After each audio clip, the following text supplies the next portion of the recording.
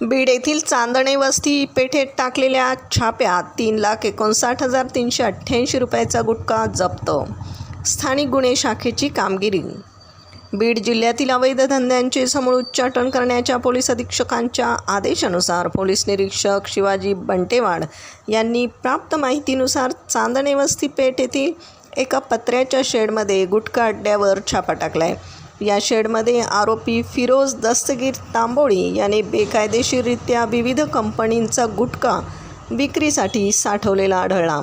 गुटख्याची किंमत 3,59,388 रुपये इतकी असून सदरचा माल जप्त करण्यात आला आहे.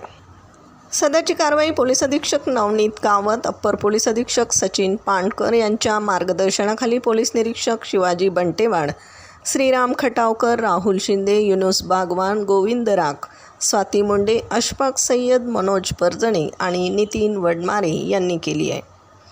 बीड प्रतिनिधीसह महाराष्ट्र जनता न्यूज.